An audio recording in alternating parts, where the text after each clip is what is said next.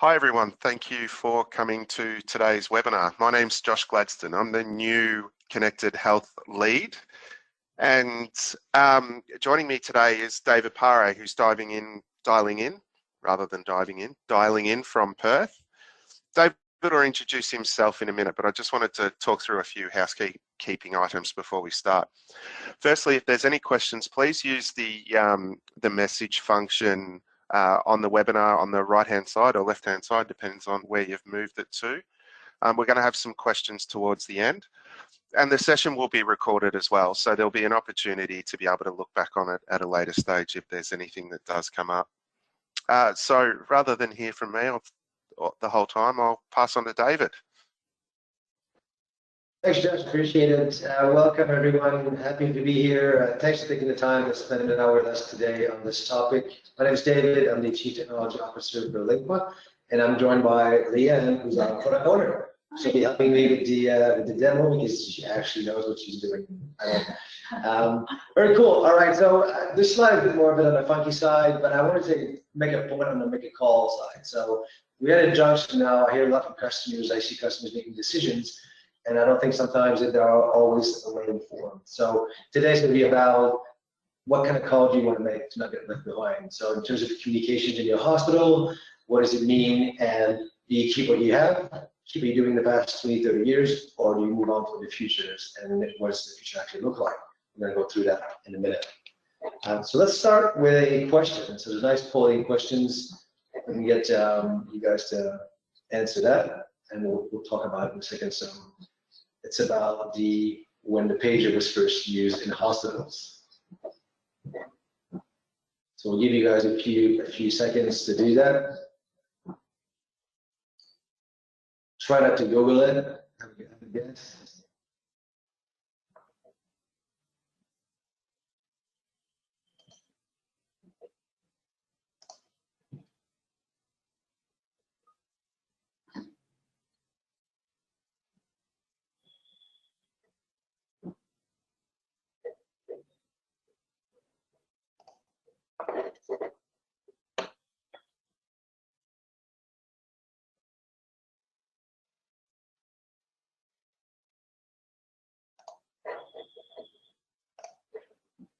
All right, so 25%. Oh, that's pretty good. Very good. Oh, some of you actually have the right answer here. That's very interesting. All right, thanks for that. We'll revert back to the presentation, and I'll give you the answer in about a second. So fun fact, did you know the pager was invented in 1949? It's a guy called Al Gross, who, am I not sharing my presentation again? Al Gross, the actual pager was invented in 1921, but it wasn't really patented. There's a bit of a mock-up kind of thing. It was used by the police in the 20s in the US. But 1949 is the day it was patented, and 1950 is the year it was first used in a hospital in New York. So if you think about it, it's almost 75 years the hospitals have been using pagers. Quite interesting, right? At the time, of course, there was no screen, it was just a sound, different sound, these things, but even today, it's still what we do, right? So it's quite interesting to take a step back and kind of look at it. But what are those pagers actually used for?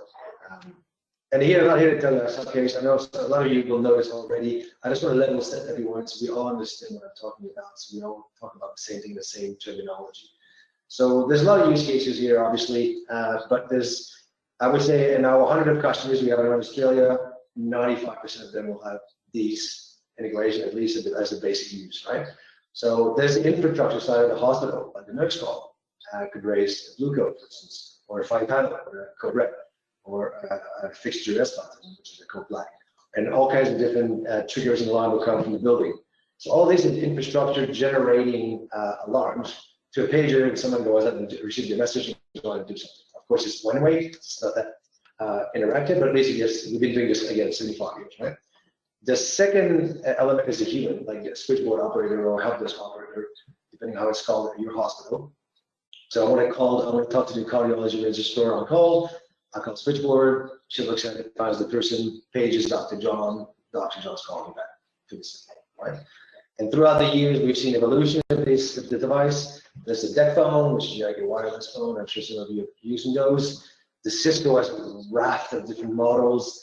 The latest one was the 8821s, which has just been discontinued, which creates all kinds of challenges and opportunities for the hospitals today, and of course to moving to a smartphone. And here we have multiple type of devices. There's Spectralinks and other dedicated device for healthcare, or regular kind of your regular phone. Even though, as you know, the smartphone's been there for 15 years, it's only starting the past few years onto the hospitals because it's a different way to manage and operate the workflows. So let me ask you another question before we dive into a real example of where we actually used it and how we deployed this around Australia. So I'd like to know what kind of devices are used in your hospital still today?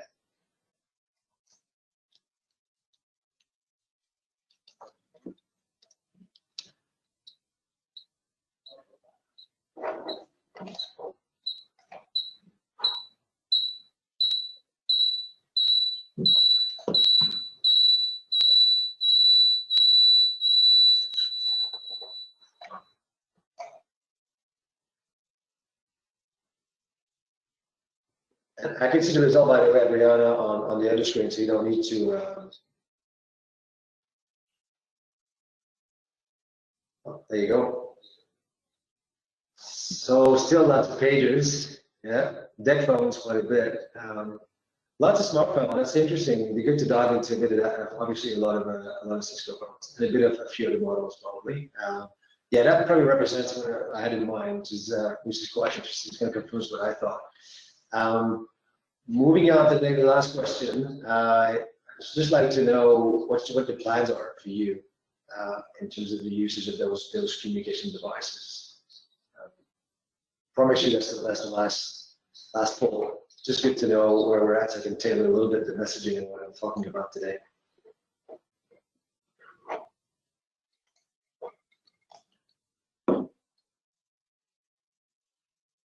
So basically, what's your plan? Are you moving away? Do you have plans to move away completely? Is it now? Is it later? Something you don't even consider? I have a good idea of the answer, I'm hoping. It'd be a good confirmation.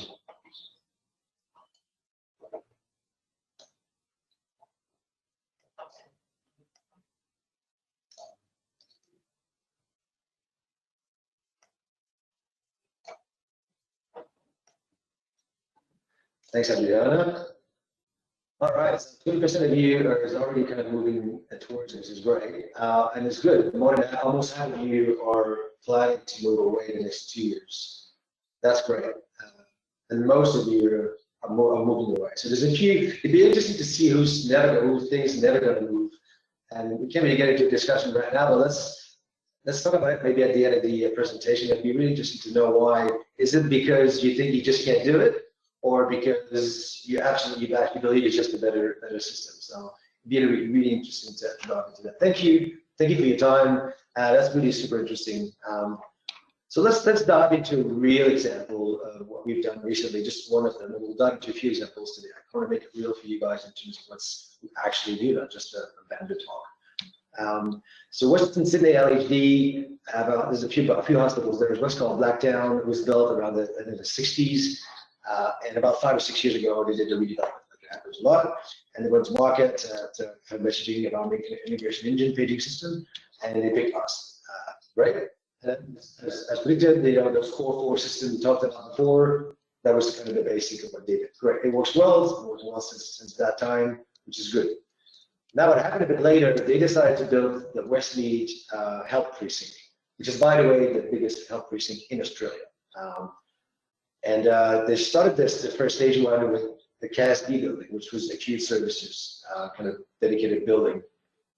And for that building, they had 3 different challenges. One was integration.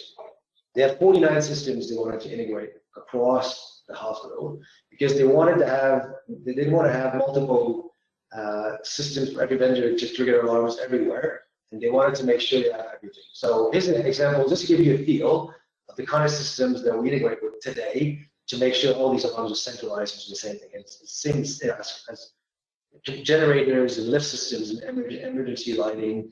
And fun fact, if you didn't know, helipad lighting is also a critical system. And I learned this only a few weeks ago when I was preparing for this talk. And I was told that when the helicopter arrives at the helipad at the hospital, if there is a certain number of lights or not lit or broken, they're not allowed to land. I think it's 3. This means that because of a simple engineering issue, it might impact the life of a patient who's in trouble, who needs help and attention right now. Right? So I want to, the point I'm trying to make here is we take these things for granted in a lot of places, but these critical systems are super important even for the outcome of the patient. We just take them for granted. So I want to put that back into the front of this conversation so we can actually get more funding and get more interest into solving these problems.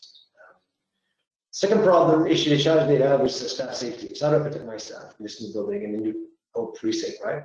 So they went with mobile dress. So a tag, you attach to your white coat, your belt. So if something happens, you just press the button, and pull the tag, and then someone comes running, right? Essentially. And the third one was protecting the investment in the new. So new IV pumps, bariatric beds, and all kinds of clever IP-enabled kind of cool equipment. You need to know where it is. Is someone hoarding it somewhere in a ward somewhere, or is someone stealing it?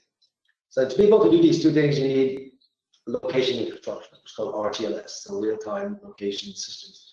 And there's different technologies for this. Could be Wi-Fi or Bluetooth or energy, or BLE or Coupa, Wi-Fi. So different technologies for different types of accuracy or sophistication. So they had 3 things they wanted to do. And then, so now they had to make a call. Which call are they going to do? So what they have is a bit like this, a bit crude representation, but they have 49 systems at the bottom generating alarms and messaging and tracking. And they have several different devices receiving, editing either alarms or messages or whatever, right? So it becomes pretty complex, right? And if you've been in IT for a little bit, this diagram will show you that this is called a spaghetti architecture, right? It's not new. This problem has been solved for a long time ago in enterprise. In healthcare, we spent the past 20 years, for instance, integrating your ESB, your EMR with your PAS and your PAS with your imaging system, pathology with EMR, using an integration engine. The Rhapsody, InterSystems, those kinds of systems of integration engine has been there for a long time. To various degrees of success, I grant you.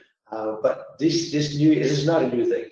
What's happening now is I'm trying to bring that back into your life because this has not been done into the operational side of the hospital, the mission critical side, which is extremely important, as important as the clinical side. Otherwise, the hospital can't run. So the idea here is that instead of going, so what Westmead did is says, well, instead of doing this, let's expand what we started to do with the Blacktown building and build this capability around automation in the platform. So the idea is to create a layer of abstraction between the participants and the systems triggering all the alarms and the messages, right? And you might have heard terms like MIE, Message Integration Engine, or IME, or FMMS. All these terms are similar synonyms. What we feel is that it's a bit reductive as a term, because all this stuff to do is actually automating a hospital in a different way on the operational side. This is what we do. But what we mean by automation, what is it? What is automation? Well, in the simplest term is you walk into 7-Eleven and the door opens. That's automation. It's very simple. Fun fact, I promise it's the last one. Did you know that the first automatic door was invented in Greece in about 2,000 years ago? So there's a guy called Hero of Alexandria, and he built those kind of contraptions behind the temple, and when you light a fire, it creates steam and moves the waste and opens the door. People go, oh my God, open the temple, right? Super interesting. Why is that relevant? Well, it's not. But at least there'll be something you remember from this talk today, if anything, right? But jokes aside, humans have been trying to automate things for a very long time in hospital, at least 75 years, as we saw with the pages, right? So when I hear a lot of these, I just format my alarms and my messages to go to the right person, right time, on the right device. That's automation, because you want something else than human to coordinate the activities of what's happening and who needs to do what when, and who needs to be informed of what, so you can automate these steps so you don't rely on people to do these. So you actually get the clinicians and the staff to focus on high value activities, as you would know. But let's talk about what it means as a platform. So the way we designed it is you need to be able to start where it matters. And some hospitals, what they need is integration of the alarms, just trigger pagers, which is great.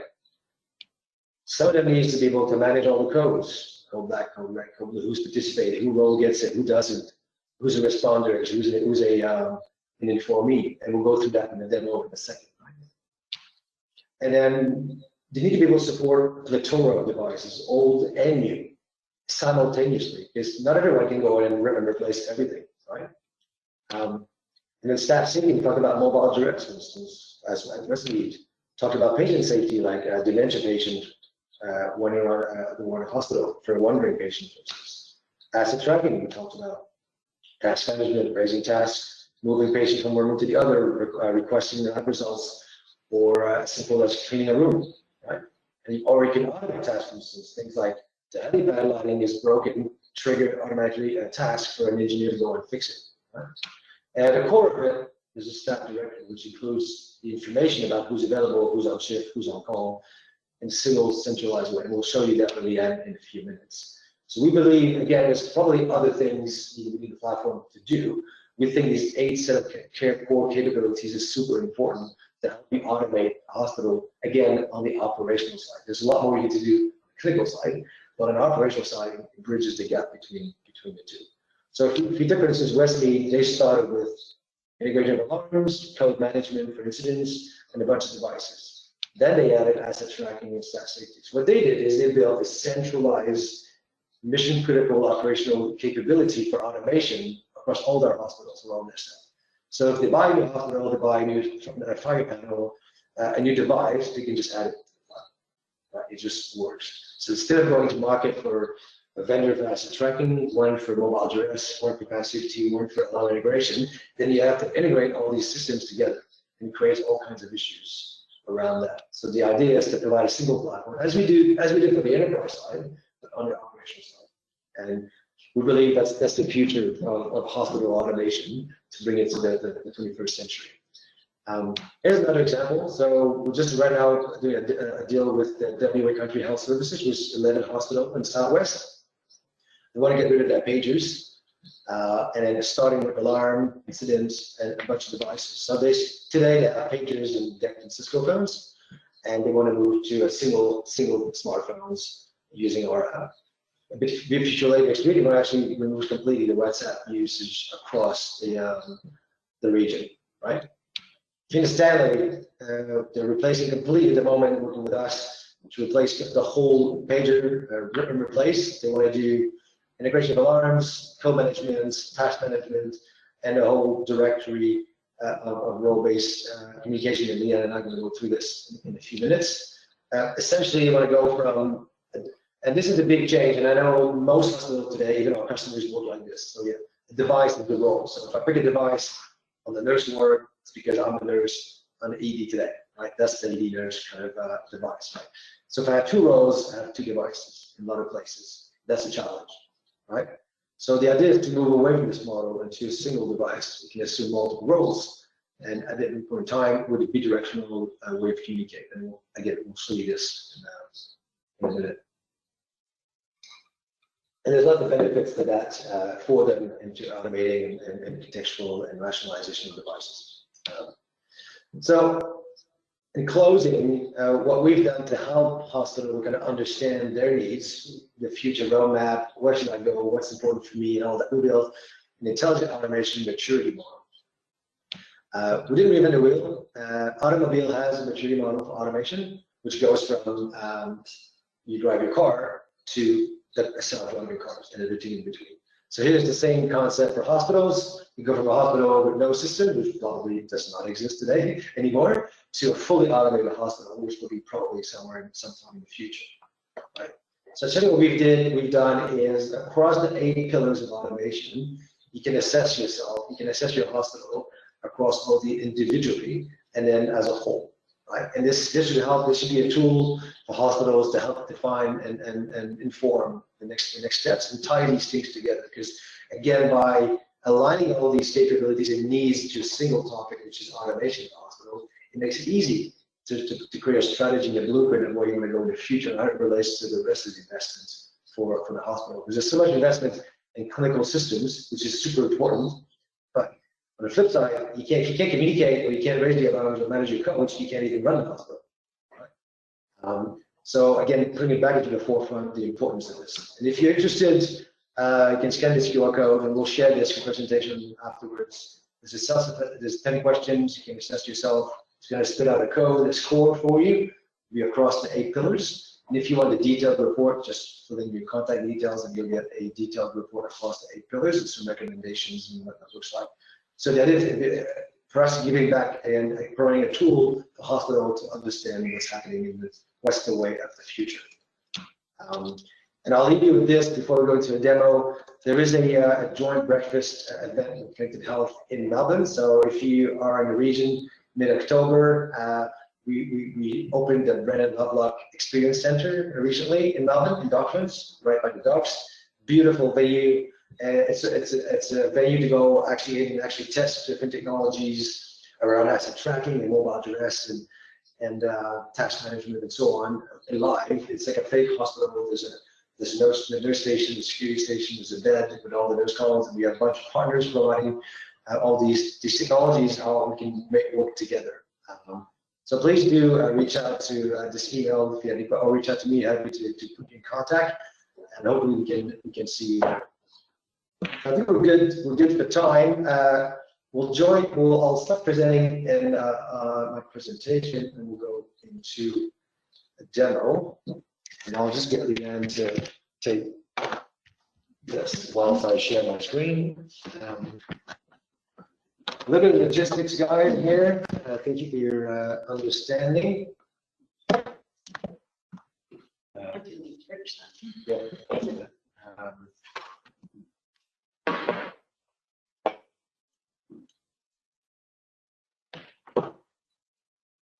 Unfortunately, there's no way I can actually do this in advance because it kind of loses the connection, unfortunately.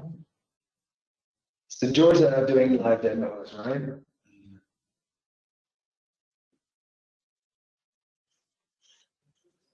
All right. So what you can see here is on my iPhone, and you can see it's a very simple boiled down version. Can't see now. Oh, so I'll put it on you anyway. You're talking now. So it's to show you that there's different levels of sophistication of what you want and what you can do. And a lot of customers will start very simple with, I just want to see who's there. The device can be either a person or attached to a role. See this device. In this case, I'm actually David, who's an ED nurse, but it could also be the ED nurse device, right?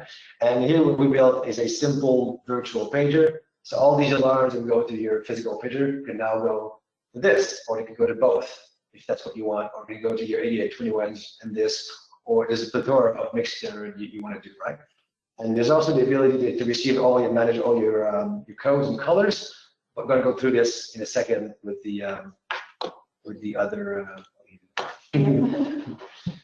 So I'll just kill this for a minute and just do a reset so we can get all the features. Again, this is all configurable. Did you say it? Yeah. Yeah, you just say. You gotta agree with Murphy, the laws of demos. There's always something's gonna go wrong, right? So if I go in, as you can see now at the bottom of my screen, oops, here,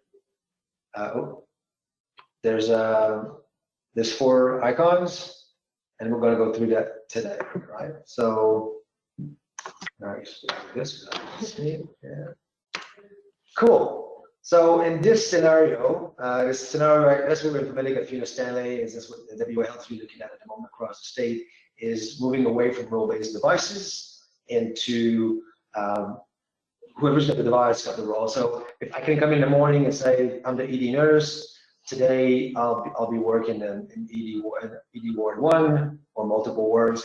It can also be remembered from last time, or this information can be pushed from external systems, or in this scenario, it's a self-declared scenario. So One of the things we're addressing here is the difficulty of getting a roster system always accurate. So I was told by the hospital CEO a few months ago that 8% of their staff don't rock up every morning. So that means that 8% of your roster is wrong. So by shifting the model into self-declare, then we don't have to, the roster is real time, right? So you come in the morning, you just start your shift. What I haven't shown you here, I forgot, is I could also add a role, multiple roles. This list of roles I'm allowed to assign to myself is configured in the system, so I can just assign myself to a surgeon, or a port cleaner. But I'll say David, the ED nurse today, because for the sake of this demo.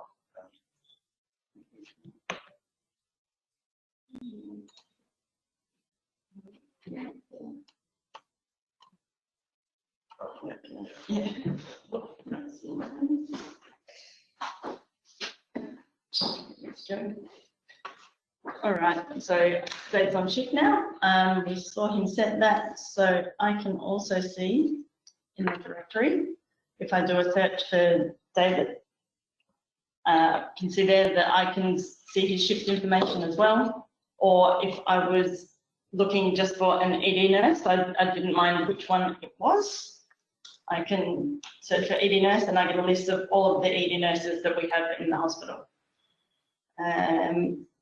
We can also see people set to on call, but we've got no one working today on call. So we'll set that up in one a bit later. Okay, cool.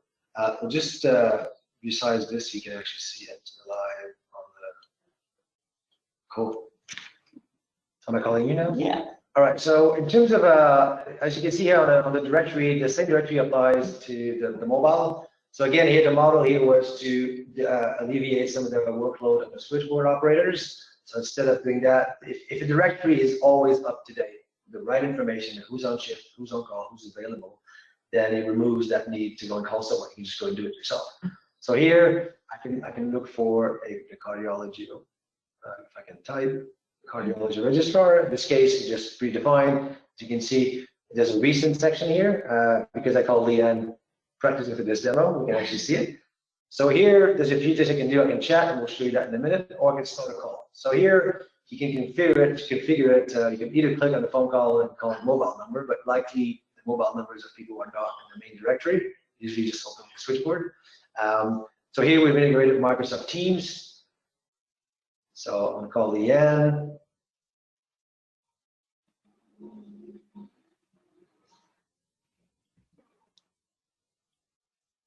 All the security thing right there. My thumbprint. And there we go. So you guys here, come and see me and you do for consult, that kind of thing, right? I'll give you a phone call. We also integrate with Cisco Jabber because our client at Fiona Stanley uses Cisco Jabber today. So we can integrate multiple different kind of deep link integrations for the technical ones on the call. Yeah, there you go. Yeah. So Dave mentioned we could also chat with the person. So just by hitting start a chat from the directory, it will bring up our conversations tab. If there's an existing conversation that it is there, I can continue that on. If there isn't, then we can start a new one with the person pre-populated. As you can see, I got the message from the headless operator. In this case, yep, I'm on my way.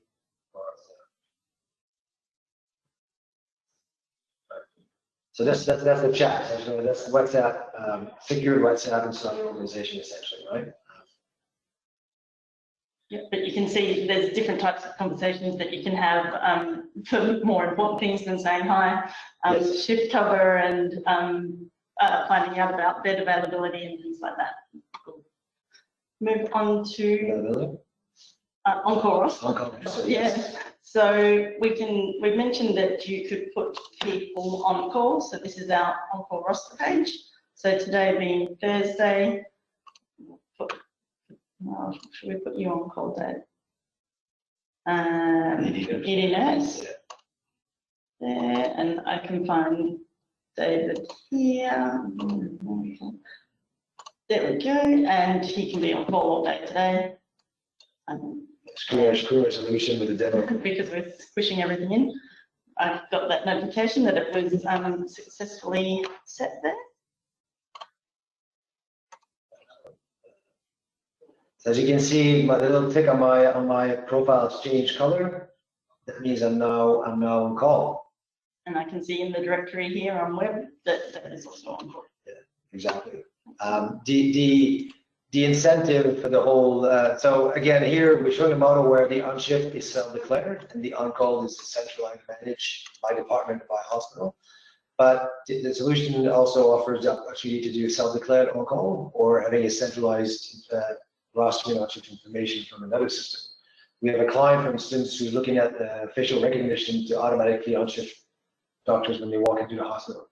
So, you know, so we're not fussed. We provide our own way to do it. But if there's another way you want to do it, we can actually get that information. We're an open platform, essentially. Cool. So let's say, for instance, in this scenario, I get a call from school. My son is sick, so I need to go and pick him up because my partner's useless. She can't do it. So I put myself on Do Not Disturb. Here, obviously, there's a lot of workflows behind this. It's also configurable. In this scenario, we've configured the platform so that the notifications don't reach my phone. I'm not Do Not Disturb. Another scenario could be I'm going to surgery for 2 hours. Don't disturb me. So he has to send me another message while I'm on Do Not Disturb, and you'll see there's no notification popping up on my phone. But if I go to the messages, I did receive the message anyway. It's just that we get the sound and the notification, right? So again, this is configurable. You decide what you want to do, if you want to push through or not. We've heard all the use cases across the different organizations. They're all valid. So I'm back, everything's nice, and I'm walking on the ward, and I see smoke. So I call switchboard. I said there's smoke on the ward near the lift. That's always there's smoke. So yeah, in this case, she's a switchboard operator. It's called help desk because Fiona City calls it help desk. The same thing.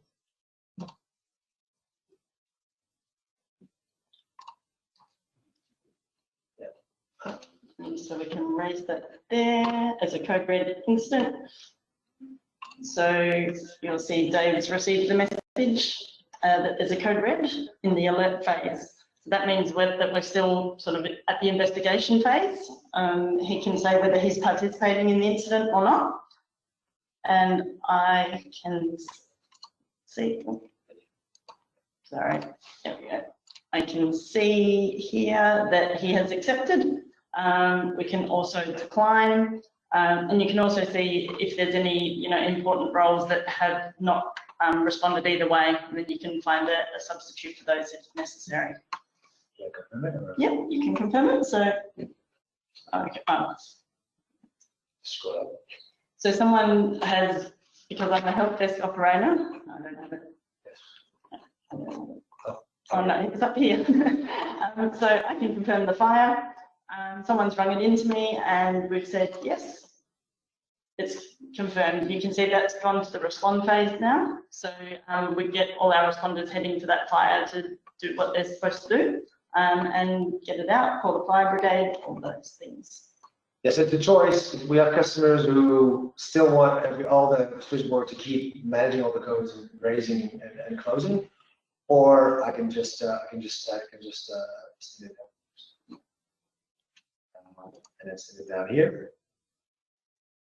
So it goes away. As you can see in my list, I always have the latest things. I have the ones I've accepted, the ones I've rejected, the ones I have to deal with. So they're all here, and all the fields that you see that Leanne showed you on the mobile and the web, it's all configurable. So all this depends on how you define your codes, what kind of information you need to define that. So there's a big piece of work up front to define what that might look like for you. Triple press. Yes, so we don't have direct tags here today, but I have here a spectral link, and our friends at Connected Health can plug you in because they're really familiar with these devices. It's one of the trademark ones. There's a red button here, as you can see. So if I triple click the button here, it will simulate the direct tag. If you have those, this could be this scenario. As you can see, it pops out on my screen. There's a code black, and I can decide to not today. I'm busy, so I decline it, right? And then So, yeah, I know it is terrible, yeah. So we can see here that Dave has declined that, but I've accepted it. Okay, so with Code Blacks, we don't mess around. There's no alert phase, so get people rushing straight to the area. And luckily we get there and there's nothing going on. It's a false alarm. So from there, I can just stand down. I'll let you see the screen as well. Stand down, and that will remove it from both incident lists as well. So again, it's really that coordination of activities between the people switchboard or people between each other or who's available to do it. If you do wish so, you can also raise codes from the mobile, straight from the mobile. You might not allow people to raise code actions, but code red could be useful because you walk on the wards and you see instead of calling switchboard, I can just go here and I can raise my code red straight from here. Right? Again, this is just a way, it's a process of governance things, depending on how you want to do it. Cool. Oh yeah. So I mentioned earlier that we can do more important chats like shift covers. We can either do that with a group set up in the directory, so I can message all cleaning staff and start a chat with them, or within the conversations tab, I can add multiple people to chat. There we go, and that starts a new conversation amongst them.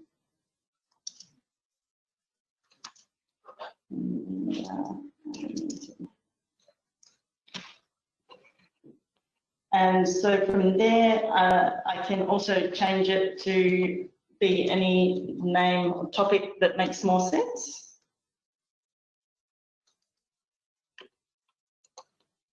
And that will update that and keep it in my list.